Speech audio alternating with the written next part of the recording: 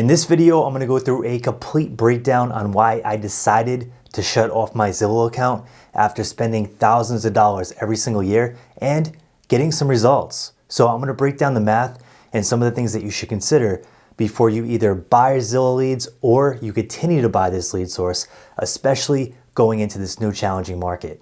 Let's dive right into the video.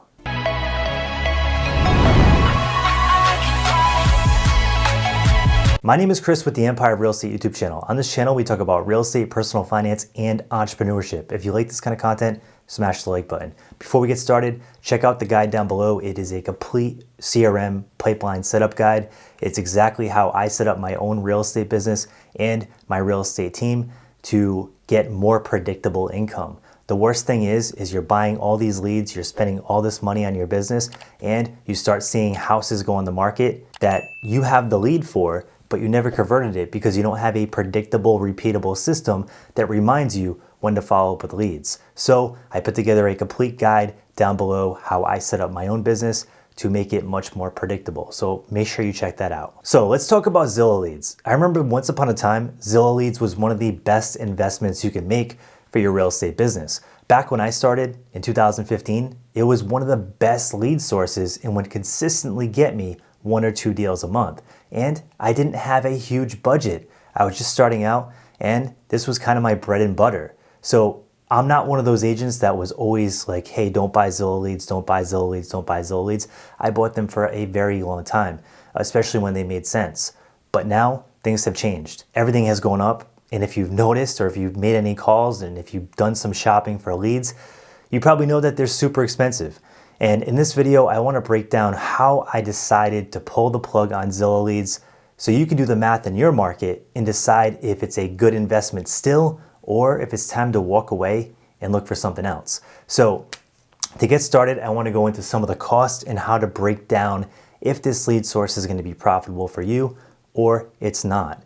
So the very first thing to know is you want to go into the Zillow app and you want to look at the market. I broke this down in my market just now before making this video, and I looked at some of the costs associated with this lead cost right now. So essentially, you're going to look at the cost per lead. Now, it's not going to be broken down right in front of your face, but what you want to do is look at 2 key metrics. The first one is the connections, and the next one is the additional leads. So in this example, we have 3.8 additional leads and 5.8 connections, and that is with a marketing budget of $2,500, right? So I'm going to spend $2,500, and this is what they estimate that I'm going to get for that $2,500.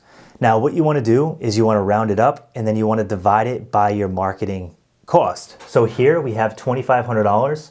We're going to get 9.6 leads. That's going to come out to roughly $255 per lead. Now you might be saying, that's expensive. That's crazy. I can't spend $255 per lead. Like, keep in mind, a lead is somebody that you just connect with or you get their information, but it doesn't mean that they're going to close a deal. It doesn't even mean a closing. So let's dig deeper. So looking at some basic stats, let's use a close rate of 3 to 5%. Now I know some people get a higher percentage, some people get 10% on these leads, but I wanted to be a little bit more conservative and use an average number. Now, if you're an exceptional person at sales and you have an exceptional follow-up system, this number can go higher. So that can be a positive thing if you want to invest in Zillow Leads. But let's assume 3 to 5%. So basically what that means is out of 100 leads, you're on average going to close between 3 and 5 deals. Now, you might be wondering, well, $255 per lead, how much is the average sales price? Because that's a key metric we have to look at. The average sales price on these leads is $344,000 based on the market that I pulled this data from. Now, every market's different. So when you do this, you want to make sure you find out what the average home sale price is in the zip code that you're shopping for. The next thing you want to do is you want to times it by the amount of closings you're going to get. Let's theoretically say that you spend the money and buy 100 leads. So the next thing you want to do is you want to figure out what it's going to cost you to get to a closing or a couple closings. So what I would do is I would take the cost per lead and I would times it by 100. So in this particular situation, we have $255 per lead times 100. That's going to be $25,500. Now, that's going to get us 3 to 5 closings at this average sales price. Now, what we want to do is we want to take this average sales price and we want to do the math. If we do 3 closings at this sales price and if we do 5 closings at this sales price, and we want to see where we end up. So we're going to end up just over $1 million if we end up with 3 deals, and we're going to end up with about 1.7 million in sold commissions if we end up on the higher end of 5 deals closed. Now, what you want to do from there is you want to take your average commission in your market and times it by that amount. So I'm going to use my average commission on my market, especially on the buy side. We're going to just say 2%, 2%, 2.5%, 3%. You can do whatever numbers that you want. Every commission is different. Every deal is different. We all know that. But I would just take your last 5 or 10 deals and then just average that out and see what it's averaging. If you do any buyer premiums and stuff like that and you charge extra, or you have a standard commission that you personally do, then use that number. But what you want to do is you want to go in here and you times it by that. So we're going to end up between 20,640 and 34,000 in GCI. That's gross commission income. That's before your expenses. That's before you pay your broker. That's before everything. So the next thing we want to do is we want to minus that off the top. So we want to take that 25,500 and minus it by these numbers. What you're going to find is on the low end, if you do 3 deals, you're going to end up negative $4,860. Not good. And that's using the commission numbers I use. If you get higher commissions, the number is going to change. Keep that in mind. But this is not good. You're doing 3 deals for free. Actually, you're losing money. So you're paying to work for free. So that's not something I want to do. Now let's look at the optimistic side of things. Let's say you get the higher number and you get 5 closings. Okay. On the high side, you're looking at $8,500 using the numbers that I used and the commission rates that I used. So you're doing 5 real estate deals. You're working with 5 potential buyers running you all around your state for $8,500 net. Now keep in mind, you still have to pay your real estate brokerage. So if they take 20% of that, that number is going to be much lower. So as you can see, this can become unprofitable really, really quick if you're not careful.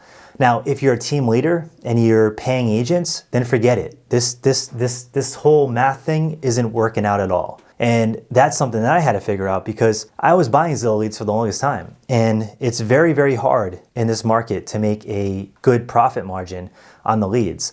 Now, are there some markets where it still works? 100%, I'm sure they're out there. And if you're in one of those markets, it would be crazy not to buy the leads because they do convert. They are good leads, in my opinion. I think they're one of the best lead sources as far as quality goes. And if you can make a profit on it and it's a big enough spread, then it would be smart to do it. But if you do this math here and you find out that it doesn't make sense, then there's no sense of pouring money into something that's not going to make your business profitable. So what's the solution to this?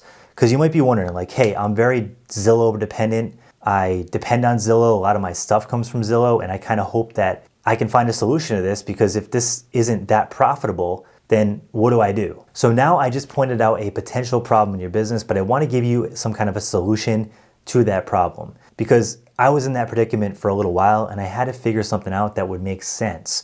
So what I did is I looked at other options, and there are other lead companies out there that will sell you leads and they mark them up on a premium and they're okay. They're not bad, but you're still probably looking at $15, $20 per lead based on my experience and what I've looked into.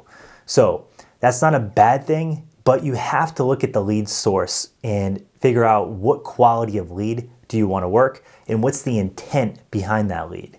So we have a couple different lead sources I want to talk to you about. And these lead sources can be terrific, but you have to know what you're getting into and you have to understand the intent behind the lead before you start working it because you have to handle each one of these leads in a different way.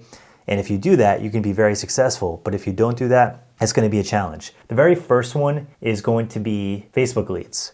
So Facebook leads are basically leads that you can get at a very low cost. And that's the good thing about them is if you want to build a big database, if you're big into email marketing, like if you're going to call the leads, email the leads, and you have a really good system in place to be able to follow up with these leads on a consistent basis, and you're really good with lead follow-up and nurturing leads, then this lead source can be highly profitable because you can get these leads for a very, very low amount of money, but they take extra work because you have to think of the psychology of the lead that's opting in to your sales funnel when you buy Facebook leads.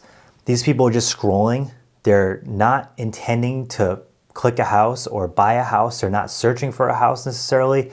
And you're just coming up on their feed. They're seeing really nice photos, piques their interest. They click a button. They want to see more photos, and then they opt in. And that isn't the worst thing in the world because there's intent with them clicking that photo, so they're interested in homes, but it's not the intent of somebody going to Google and typing in something really specific, like best homes in Dallas, Texas, under $400,000. Like that person has a lot of intent behind that search versus somebody that's just clicking things on Facebook. So the Google lead is another lead that you can do. It's called Google pay-per-click, and what you do is you get your website and you put it in front of those people and you pay per click. So every time someone clicks on your ad, you're gonna pay Google. Now, these leads are a tad bit more expensive, but they're still not super expensive and there's higher intent behind it. So I would say if you're looking for a lead that's more similar to Zillow, I would get Google Leads. Now, the whole key to Google Leads is going to be getting a website that is able to grab people's information and then put them into your back-end sales funnel that I talked a lot about in the guide down below about the lead pipelines. So you want to be able to get a front-end website that's paired up with a back-end system. So these leads come into your website just like they're going to Zillow, and then they put their information in, and then you have a back-end system where you can follow up, send emails, maybe have a chat bot that's talking to them in the background. Artificial intelligence is really big right now. And then just pipeline, so you know where the lead is, what they want to do, and take them through the process. So the very first call is just going to be a discovery call. After that, you want to put them in your pipeline and work them down the sales funnel until they become a client and then they become a closing. So having a really good looking website and doing Google Leads and having a system to follow up can be highly profitable. And that's what we're currently doing with our team now is we built this system out and we're loving it.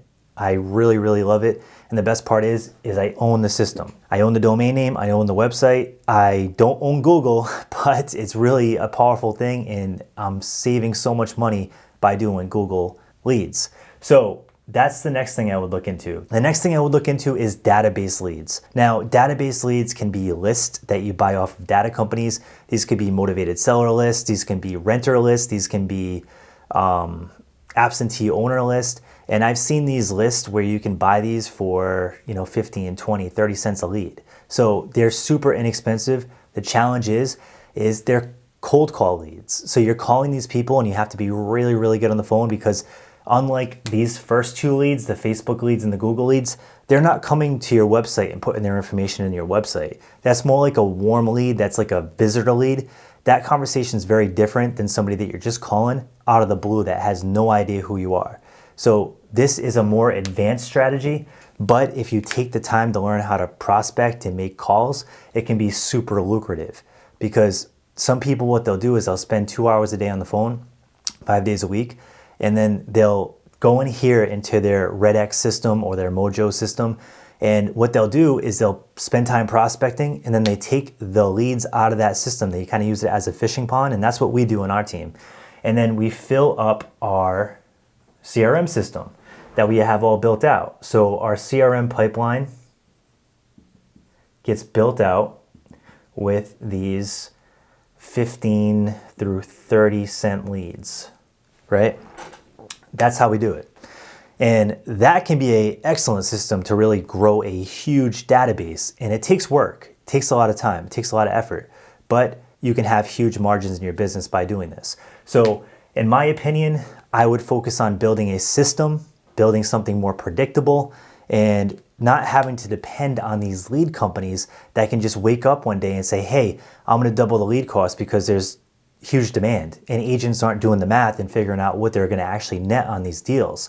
Because the last thing you want to do is run around everywhere and have an unprofitable business. That's how you're going to go out of business, especially in this changing market when things are becoming more challenging and much more competitive. So drop it down in the comment section below what questions you have and if you're going to start building your system out today. I hope you enjoyed the video, and if you did, smash that like button and subscribe. We come out with weekly content for real estate entrepreneurs, and I hope you have a great day.